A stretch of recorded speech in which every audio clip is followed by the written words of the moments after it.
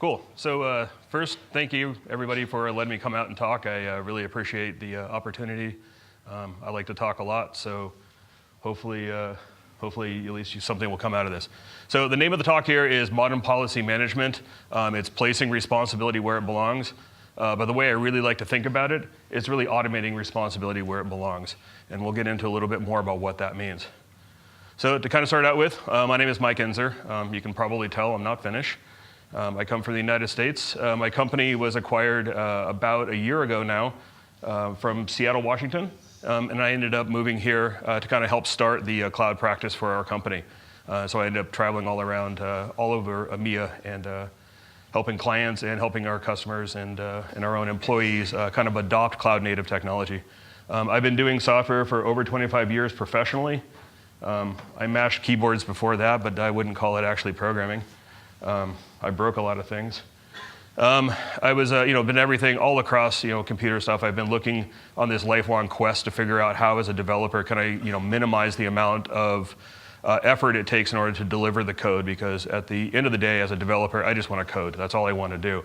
But inevitably, that keeps backing up further and further when you get into infrastructure and stuff. So I was an original beta tester for Google App Engine in 2008. I was also in the beta program for Cloud Foundry as well at the same time, and then I've been kind of following that pursuit ever since. I'm not just a tech guy. I am a home brewer. I've been brewing beer for about 14 years now. So I've got my nice little microbrew up here, which is nice. And I do various other things. So what's on tap for today? I want to talk through a little bit more about what policies are and kind of baseline what a policy is. We'll talk more on the kind of the historical side of policy management. And then we're going to get into what are some examples of policies, so that way when we're talking about the modern way, we can think about what those mean. Gives us something to go along. I'm going to kind of talk about how to implement modern policy management, and then providing everything goes good, I'm going to demonstrate it in three different methods that we're going to do. So I did this talk a couple weeks ago, and I didn't have the little demo god thing there, and it actually blew up on me. So I figured I'll put it back in. So fingers crossed, it works. All right, so just a quick poll. How many of you guys enjoy hearing the word policy management? We got one person from legal, probably. One person from security. Yeah. So when I pitched this idea to my company, I said, I really want to talk about policy management. They're like, you got to be kidding me. They said, they gave me 15 other ways to talk about something different. I said, no, I really think that policy management is what we're going to be talking about for the next 2 years, because we now have software and the ability to do something with it. So policy management is not a sexy topic. So if everybody has a beer, we'll get through this together. So that's why I got mine. So let's start off with the definition of a policy. So a policy is a deliberate series of principles and decisions that you want to achieve a rational outcome. It's basically put together in a statement, and it becomes a procedure or protocol. It's important to note that policies themselves are business decisions. They're not rule of law, and that's often one thing that we tend to forget. We hear something that happens, and you have to do these things because it's a policy. No, it's a business decision to actually implement a policy. So that's important. That'll come in later when we start talking about it. So we talk about what is the anatomy of a policy. So a policy generally has about 6 different items that are attributes that are required in order to define a good policy, or should.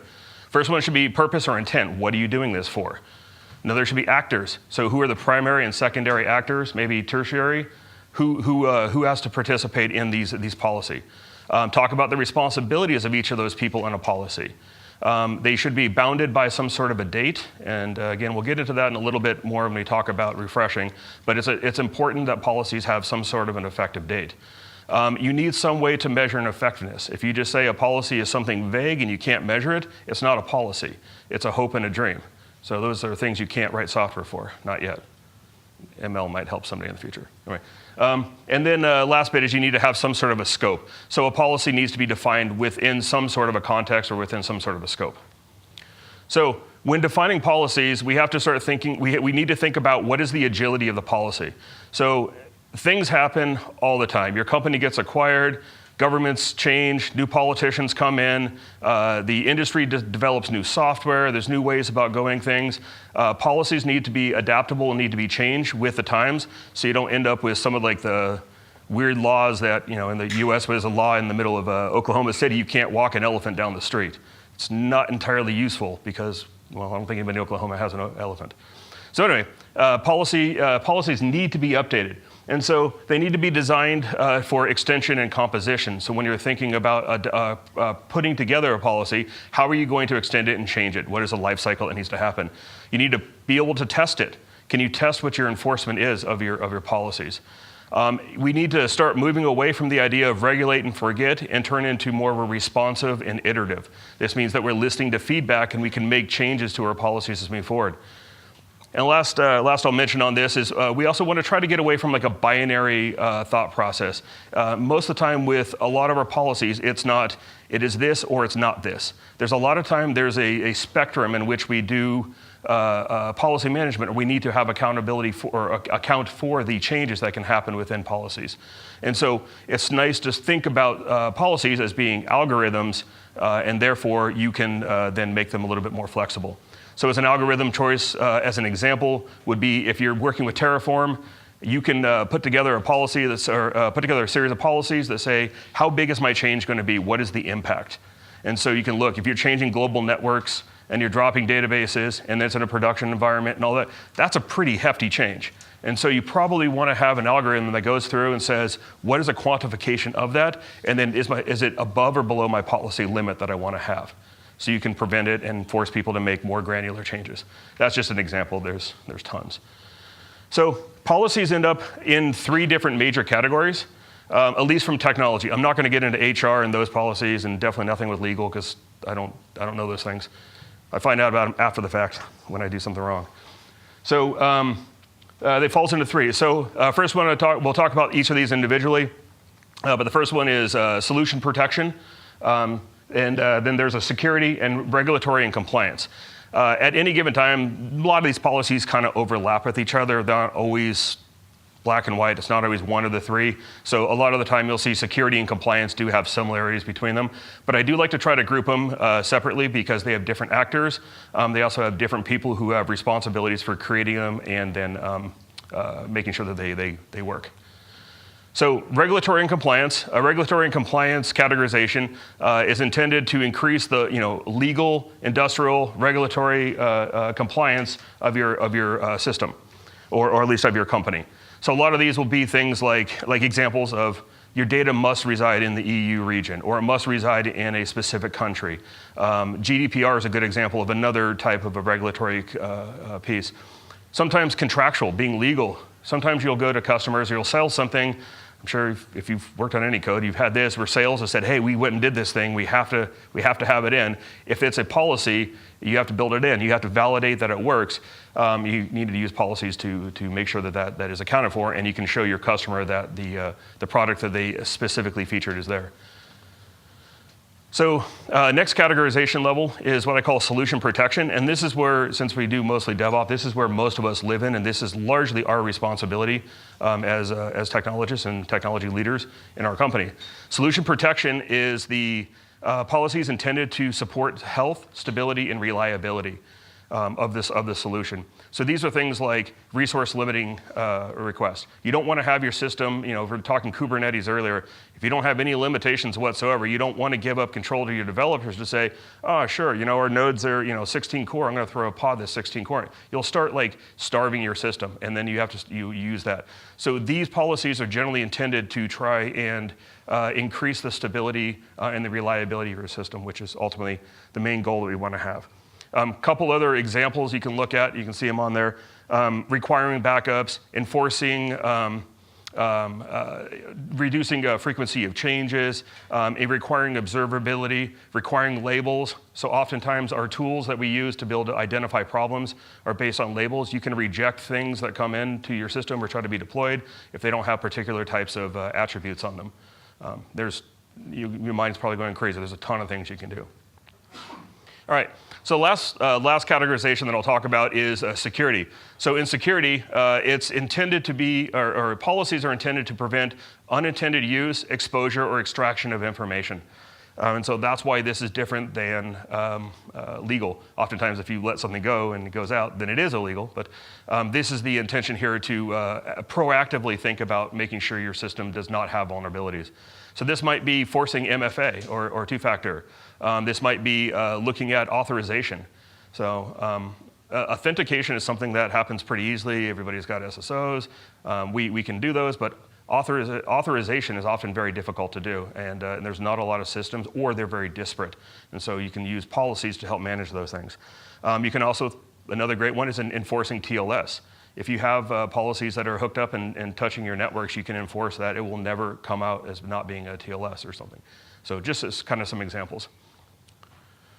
So then, if we have a whole pile of policies, how do we manage them? So policy management is the process of creating, communicating, and maintaining the policies within an organization. And I highlighted very specifically creating, communicating, and maintaining, because we'll talk about communication in a minute. But communicating these is actually not very easy to do. And then maintaining, of course. So why do we use tools? So we have to use tools because at some point in time, you're going to have hundreds, maybe even thousands of policies, from big to very granular. What do we need to do them?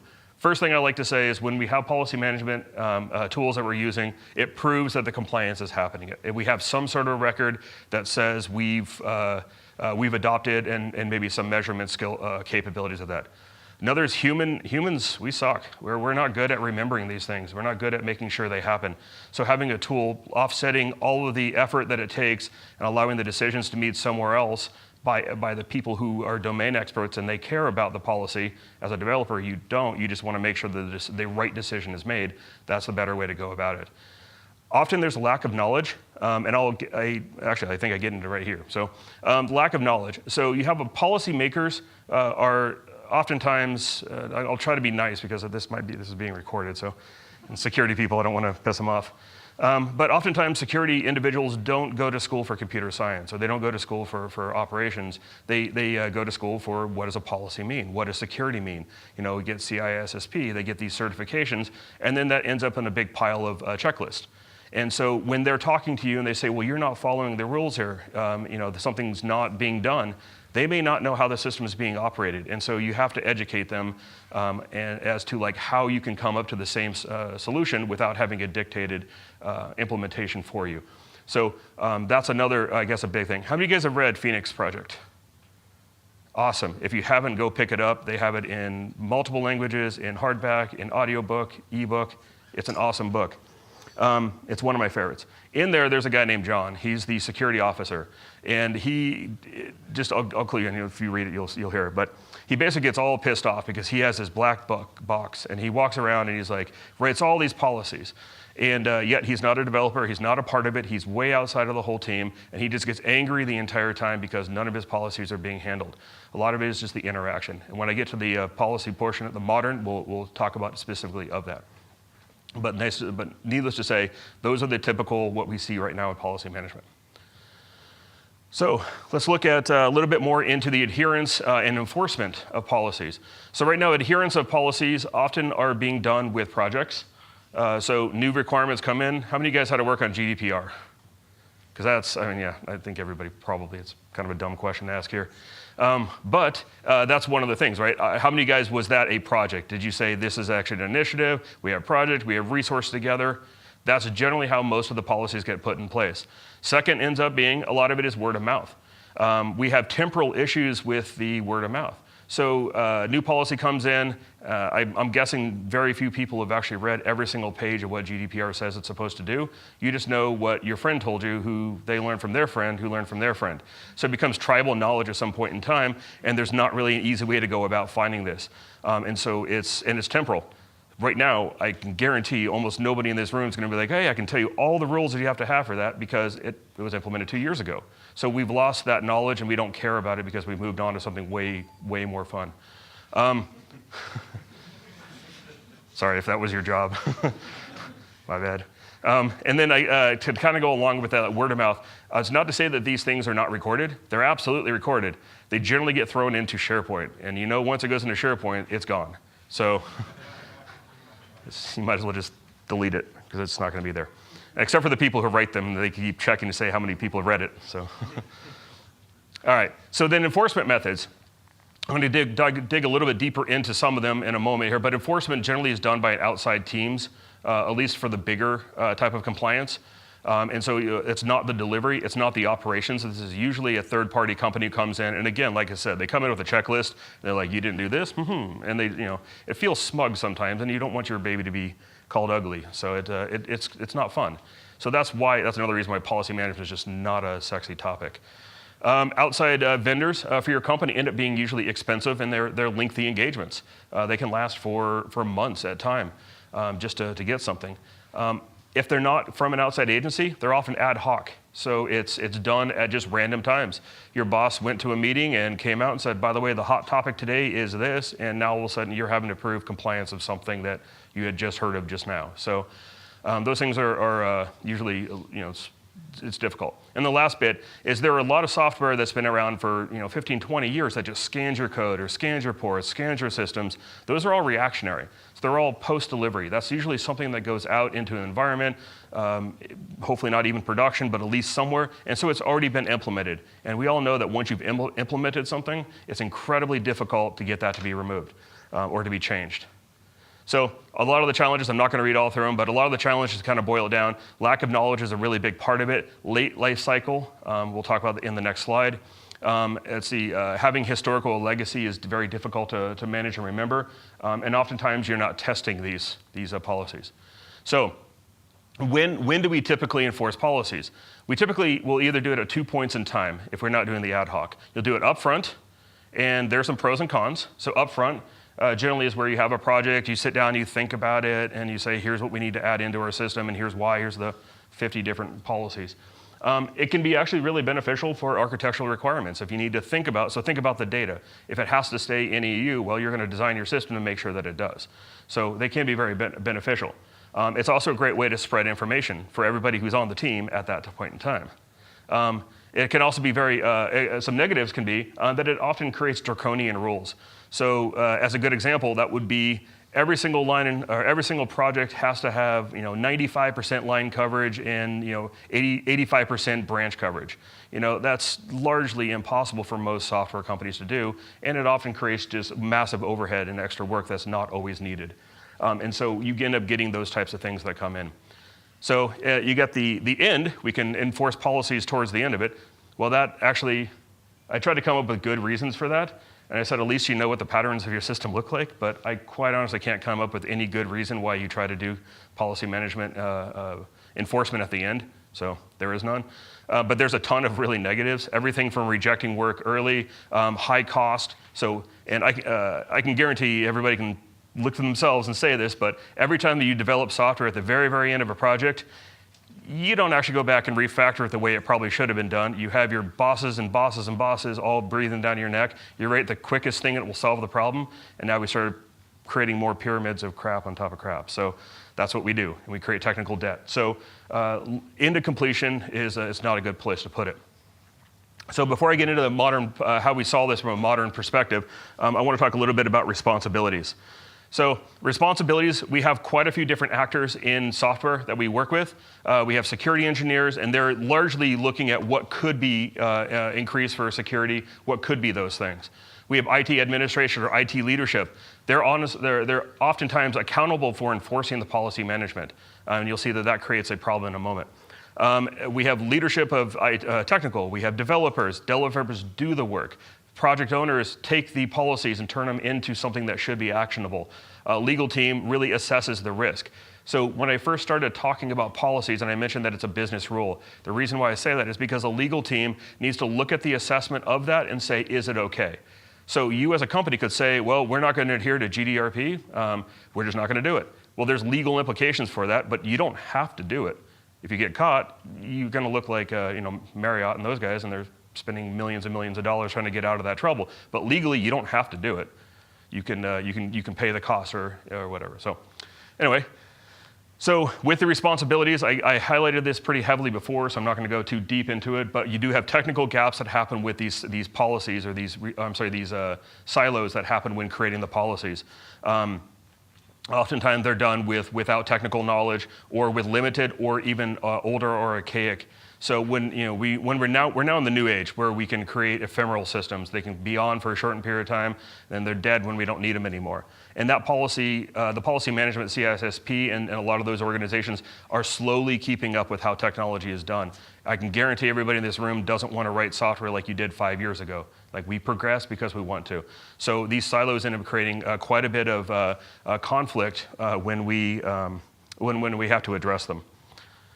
Let's see. And the last bit that I feel like with the silos also is that oftentimes things get misinterpreted. So when the IT team or the operations team is responsible or accountable for making sure the policies are adhered to, and they have no control into how the delivery happens, that's an instant confliction point in time. The wall of disillusionment and all the other kind of stuff that goes along with it. So we've moved on from that, hopefully. All right, so to kind of sum things up, accountability, responsibility are difficult with divisions of teams and silos. Policies are difficult to find and not actionable. SharePoint is not actionable at all. Late changes increase risk and conflict, and it's difficult to prove your compliance. So, how do we solve the problem? I don't have all the answers, so this is just one way. I'll tell you that up front so expectations are low. So what I'm going to do is I'm going to dive real quickly into modern software delivery is a big key to how we solve this. We've evolved as an industry, and we've evolved as a technologist to change the way the delivery patterns in which we work. So there's a new concept, well, somewhat new, it's about 4 or 5 years old, called shifting left.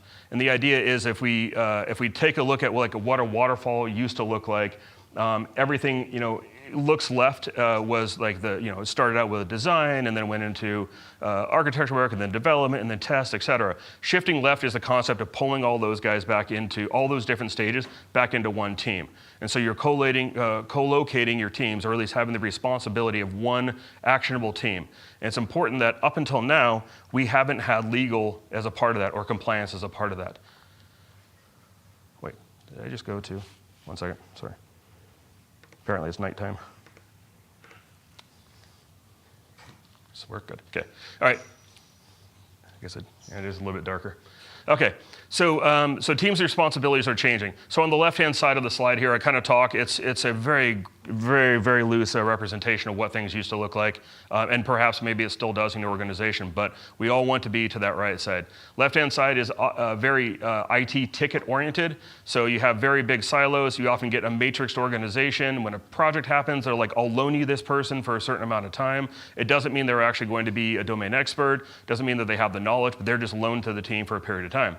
So with that, we have tremendous bottlenecks that end up happening. So when we shift left the responsibilities, we form self-governing teams and teams that can be self-service. And instead it flips the operations, is now the operations is there to enable the development teams, not as a bottleneck, and it makes everybody much happier. So I put at the very top there, security is now should be brought into that. So we go back to continuous delivery. I truly believe that continuous delivery still is the fundamental thing that needs to happen with every single system. It will indicate whether you have success or not within your system, with any code you write. So having a CI/CD, looking at this fairly basic looking pipeline here, I want to point out that the feedback loop that always goes back to the beginning is probably the most important part. So the new parts that I'm going to introduce next here, at the top right there, you'll see security audit, compliant audit. They don't actually have to be those words or anything. You can make them whatever you want. But it's the idea that in a part of our pipeline, we can now start adding policy management and policy checking. Because what I really want to do more than anything is I want to know if my software is going to violate compliance.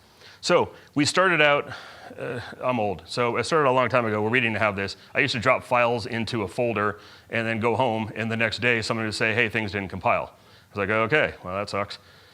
We didn't know that. And so we said, "Hey, we found this thing called Hudson." And we're like, "All right, we'll start using this CI. That sounds great." And then from the CI, we started having instantaneous compilation. And so we at least knew the code compiled and roughly ran some tests at the time. Progress time go further, we say, well, let's go ahead and start adding some automation into that. And can we now deploy this to an environment with automation? And then we say, can we take that one step further? Because now we have enough trust in the tests that we have enough trust in the way that we built our software, and that we progress all of our applications through the pipeline and we promote them. Let's go straight to production, so continuous deployment. And at this point in time, by the way, security is still out and operations is out, or sorry, security is out and legal's out. So now DevOps is the idea that, hey, operations, let's bring you into this as well. Let's start saying, can we make our infrastructure the way we want it to do with code, and we will control it as a team and make sure it's repeatable. Now security said, hey, we're still the last person who can fail a build at the end of the day by saying it's not legal, this can't go out, or we're going to breach software. So we bring security in. And so the concept of DevSecOps was kind of born. And this is where we use security checks all across the entire pipeline. So at the very, very end here, I didn't have a name for it, so I just called it a delivery ecosystem, because DevSec compliance ops just doesn't sound cool. So we're adding too many words together. So don't take that as being anything useful. It's just, maybe it's a term, I don't know. Anyway, largely what we're doing is we're now going to bring compliance back into that, because what I want to know is, how I'm building my software, I want to know from the moment I commit my code, is this going to violate a policy? So if I'm building a database and it resides in the US and our policy says it has to be in the EU, I don't want it to get all the way to production or somebody find it and say, hey, this is bad. I want to know the moment I commit a code. If you do that on a feature branch, maybe it never even makes it to the master. And that's where we want that fast feedback. So the idea, as I just described, is we want to start bringing policy management into our CI/CD pipeline. Policy management is a layered approach, means that we're going to apply something at every single different position within the CI/CD pipeline, or every phase of the pipeline. So building is pretty simple, but testing could be something like, hey, we'll reject a build if it doesn't have a certain code coverage, or if it has linting errors, or something along those lines. Acceptance tests, obviously, if they fail, or you have a certain number of fail, all the way up through the different types of security, using BDD security or Gauntlet or Veracode or something like that. If there's violations in there or of a certain type, let's fail that build. So modern policy management needs to focus on two primary ways to build to make this happen. I actually have them backwards. I usually do the bottom one first. So digital, it needs to be digital and it needs to be actionable. We need to have something where your policies are written in code or written in such a way that I can then interpret it by a machine. And so the concept, in a moment here, we'll talk about policy as code. The policies need to be testable as well. So just like any code you write, you want to be able to use testability for it and make sure that it does exactly what it says it's supposed to do. Extensible and flexible, and of course, hitting all three major technical categories that we want to work on. So now in order to do that, we need to start thinking about, we could take all of that and pack it into an application and then repeat the same thing in a different application, repeat it in a different one. That's not how we do software. So instead, what we need to do is we need to start thinking about distributed decision making. And so it's where I can have a policy that sits outside. I can ask the system, is this okay? Based off the context information I have, it says yes or no, or unknown, which is actually a third state. But I won't get into that. Anyway, and what that does is it also provides transparent policies. At any point in time, I should be able to go in as a developer and say, give me all the policies. I just want to see what they are. And so when I'm writing my software, it now becomes a point where I can view them. I don't have to go to SharePoint. I go to one spot, and maybe you have them in a hierarchy of some sort, but you should be able to go look for them. So some tools. I'm going to talk about this one first. I have another slide that I think has like 20 different options on it, but this one is probably the most flexible. This is called OpenPolicy Agent. OpenPolicy Agent is a CNCF incubating application right now, or system. And what it is it's a distributed decision-making engine. And it's very generic. That's literally about all you have to say it is. So what it does is, in my diagram, you can kind of see you have different types of data that might exist that you can use. You can push it to a service and then bundle that up and then push those all to different agents that sit right next to where the decisions need to be made. And the reason they do that is for performance purposes. And so there are some caveats. They do have some external queries and stuff, but for the most part, the base of how you want to work it, push your stuff into memory, have very, very fast responses. Because if you're having this as an authorization component as a part of an API, you don't want to query another system, wait, have the query back, and incur the cost of a round trip to another system with a delivery. You want to try to keep that as close to the edge as possible. The way the code is written for OpenPolicy Agent is a syntax language or a query language called Rego. I don't have a lot of great things to say about it, but I'm getting better. I spent the weekend working on it more. It's growing on me slowly. Rego was derived from Datalog, which was derived from Prolog. So if you're old, you know what that is, and you're like, So they try to modernize it a little bit. But let's say the best way to say it, it's not a programming language per se, it's a query language. And so if you understand it from that perspective, then it makes it a lot easier to work with because you understand how it's, that you're always querying something. There's not functions necessary. There are, but there's not really the way you write it. You write it as being declarative formats. All right, so just as an example, I'm just going to give a real brief example of this, and when I get into my demonstrations in like 3 minutes here, I'll show a little bit more. But this would be like an example of what a Rego file might look like. And so at the very top, you have OPA examples. When I go to query the server or I go to query the local agent that I have, I can actually use that as my packages and then encapsulate other policies that are in the same kind of grouped area. And so everything in examples should be examples. So. Some of the key things, all the lines in that public servers is the actual policy name. The server, that object right there that you see, that's both an input and an output, which makes me kind of grimace, but it's okay. They know what they're doing. And then the next several lines there, the key thing about Rego files is that every single line has to be true in order for the entire thing to be returned true. So assignments are automatically inherently true. Equals equals will check for conditional equality, et cetera. So as long as everything's true, the policy comes back as being true. One small piece, if you, when using these, there is the third state, which is the undefined, meaning that if you return that back and it's not explicitly false, but it's also not true, you'll get back a response that says undetermined.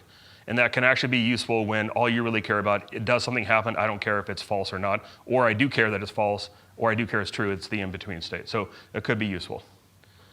And then the last bit of it too is it does actually have a programming, it does have a unit test as well. So I'll be demonstrating that as one of the demos. All right, so what Policy Agent is not, I grew up in Colorado in the US, and we have what's called the silver bullet. The OpenPolicy Agent is not a silver bullet. It does have some limitations in that a lot of it might be the data. So if you're dealing with petabytes of data, so say you want to query to see, does somebody report to somebody else and allow something if it does? If your database is several terabytes large of that, you're not going to hold that in memory. That's not a really good example of how you could use it. You might want to actually take that data, coalesce it down into something much smaller, and then send that package out more frequently to keep updates so it's more of a proxy. It's not super simple syntax, and it will take you quite a bit of time to get through it, and I'm going bald still, and it's getting worse because of it. So Rego's not the easiest thing to work with. Also, it's not used for authentication. It's used for authorization, but not authentication, and that's important. It's important to not overuse the tools for something that might be a better choice. So best practices for using it. It's a great idea to implement this with a CI/CD pipeline. Always, you can run it locally, but it's much, much better to have a system run it. So make sure the policies and everything work locally, and then have the CI actually run the rest of the work. Do not overwrite other tooling, and I had mentioned that. So you're not writing single sign-on, you're not writing something that's going to go do that. Let those tools do their job. Only focus on just the decision-making portion of it alone. At the very bottom, test, test, test. It's very important that you can prove that your tests work. Okay, so OpenPolicy Agent isn't the only one, but what I have found is OpenPolicy Agent is the most generic of all the different tools. This isn't comprehensive. I'm sure there's tons more, especially paid versions of things, which I don't usually get to see. So these are mostly open source. But what I've noticed with OpenPolicy Agent is that it's generic enough that it will help you make decisions before you make the code commit happen to a master or something along those lines, which I find is way more powerful than waiting until something goes out. Now, as a part of that, things like network policies are a great way to control policies for networks. OpenShift has their own policies, but then again, it's proprietary to working with OpenShift. Terraform Sentinel, which is their enterprise version, they have that. But again, now you're only with Terraform, you're not working with anything else. And the list kind of goes down. A couple cool ones in there I want to mention. Cloud Custodian at the bottom. If you haven't seen that tool, it's really cool. It works great, again, for a post-fact after something's gone out, but it allows you to basically query the whole system and say, here's my policies I want to put in place, am I adhering to them? So it's maybe you could use them both in conjunction and have some sort of a reconciliation that says, I said I wanted to do it, and it shows I actually did do it. And actually, I put the bottom one on there, OS query, because that's how I actually started this whole venture about a year ago. I was sitting on an airplane and I said, hey, there's got to be some way that I can make sure that I know what my system's doing and not doing and how much I have and everything. And so I went around, and OS query was written by Facebook. It runs as an agent, and you could put it as a sidecar or whatever, but it basically reports back a whole bunch of information. And then you can just query it like you do SQL and say, give me everything where, I don't know, Docker's running or something like that. And so I was hoping to build it off of that and found out that OPA exists. And I said, good, I don't want to rewrite something. So, all right, so here comes the fun part. So I'm going to drink this quick beer. OK, so the first thing I want to demonstrate here is I want to demonstrate what the unit testing looks like. And there's kind of two different ways you can go about it. There's the built-in unit test, and then you can also do like a real live evaluation as though it would be running in a production environment. That real live, whatever the eval, takes a little bit of extra effort to make sure that your validation was correct. But and you have to make sure you don't do something that's very brittle, like you would with a browser level test or something. Same sort of rules apply. It returns back JSON or something. Don't write it such that you will break it by changing your functionality. So, that all being said, here comes the fun part. Oh, shoot. Oh, no. I didn't realize that. Oh, no. OK, that's not going to work. I'm gonna mirror my screen, so just give me a moment here. There's no way that I want to try to do that and look at that screen.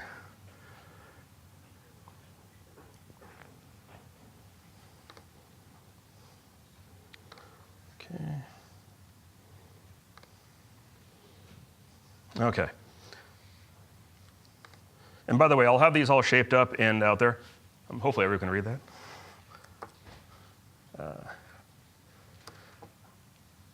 Hopefully, actually, I hope you can actually see this. So it was more of a joke, but this is, hopefully you can actually see this. So on the left-hand side here of my screen here, it's a whole bunch of junk, but let's just say I'll make it as simple as possible. I have one particular rule that I'm going to call. It's called has admin. So I'm querying to see in the request that I'm sending to it, does it have an admin?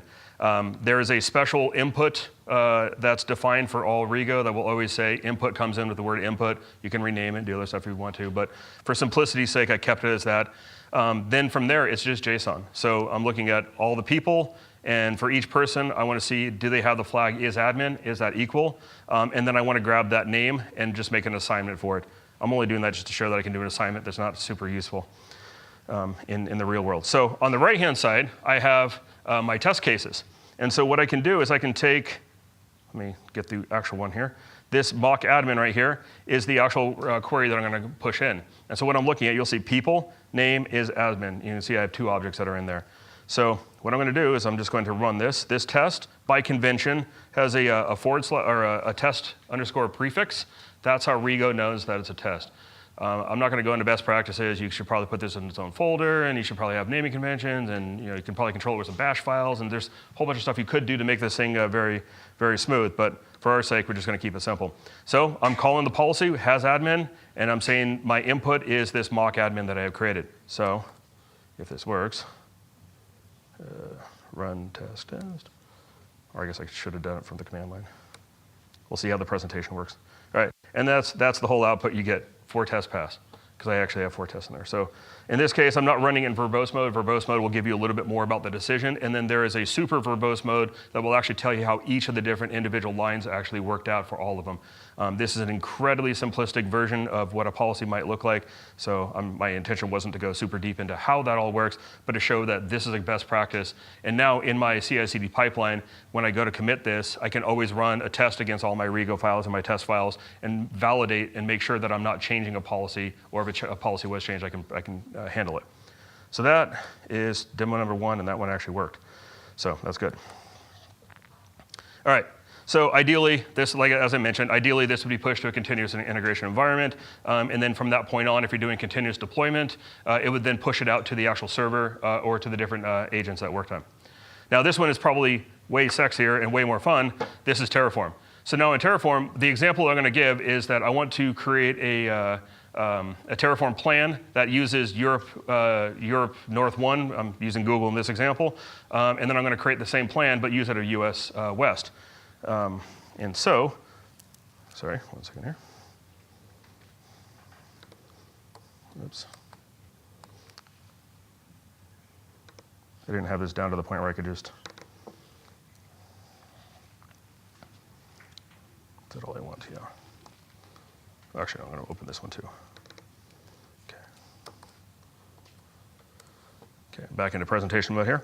Okay, so this is what my Rego file looks like. So the first thing I'm doing is I'm just defining some regions that my code can work in, my system can deploy to. I am setting a default. So in this case here, ambiguous is not good. Undetermined is not good. I want to know this is a positive or a negative. And so then I'm going to look at this and say, the information is passed in, my plan that I'm passing in. I want to check, this is the Terraform fun of it, is getting down to the JSON of it. There's an object called resource changes, and I want to run through every single one of those, and then I want to see, is there a change in action, and make sure that change is create. I'm only doing this on create. In the real world, you probably want to look at other mutations as well for updates and deletes, but again, I don't want to bloat the code for no reason. There is this handy dandy little underscore thing. This guy says, I don't care what the variable is. It's in an array, I don't care. Just iterate through.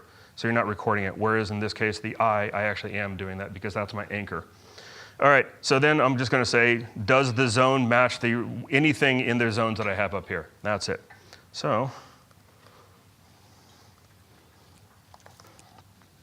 oh, and I should probably explain here too. I'm not going to type out all the commands because nobody likes to do that. What I'm going to do is I have a script file. I'm just going to comment out two things. I run Terraform plan. I'm passing in very explicitly to overly show that I'm doing this from a different region. I'm passing in the zone and the region as being the one I want to see. Terraform show is a command from Terraform that allows me to then transform that plan into a JSON file. And then this is my little trickery to just get rid of the extra quotes around it. And then I'm dropping that out to a plan. I'm going to dump that out so you guys can see it. And then I'm going to run OPA evaluation against the plan and the policy, and then ultimately against the data Terraform is valid. So, that being said, so this is running real live Terraform. I'm not applying the plan, of course. Yay. All right, so Terraform says it's going to change 4 things, and then my output changes. Can we see that? Is that okay? I just didn't ask about. All right, so Terraform says it does its 4. If you work Terraform, you've seen that. And then my part here says it's going to run the results. And so here's the actual output of the body. If you want to ever see that or use it, you might be running multiple different policies at the same time, so you might have multiple different results. In this case here, the value is true, and then I just crib it and say it's true. So now what I'm going to do is I'm going to do the same thing, but instead I'm going to run it against an invalid form.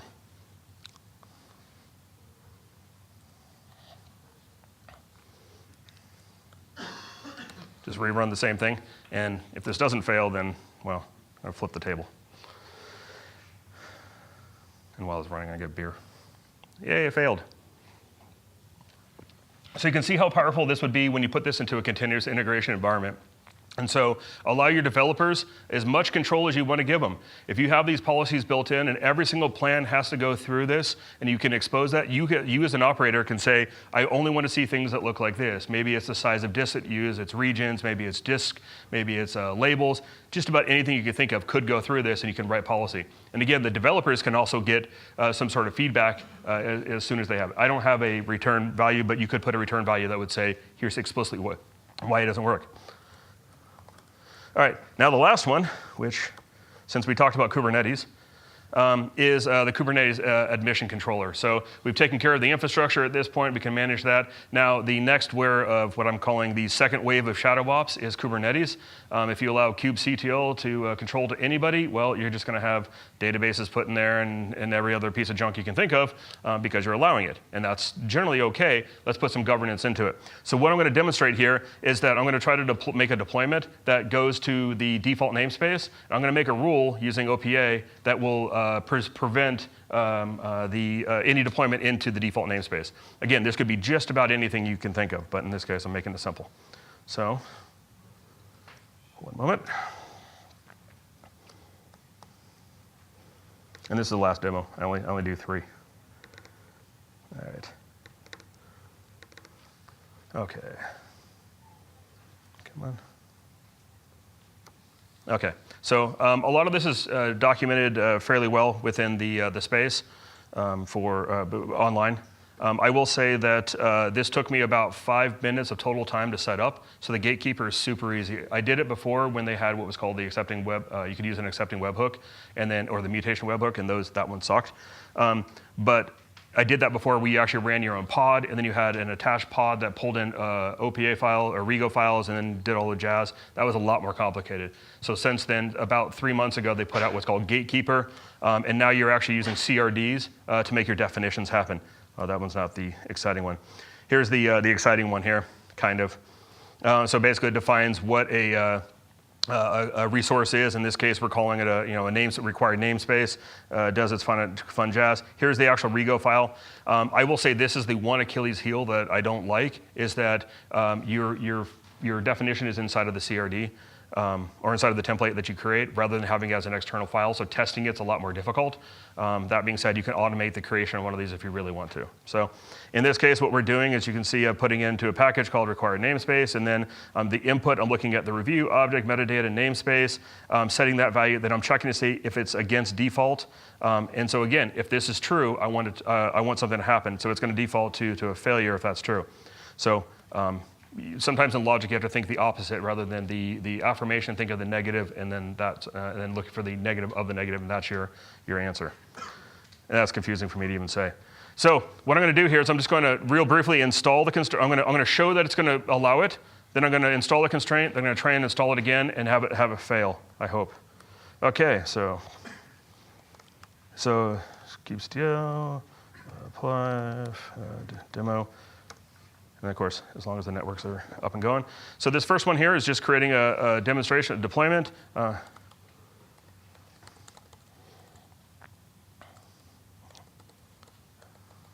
I don't explicitly have to do that, but so you can see that it's running, right? So we got that. So that's all good. That's Kubernetes 101.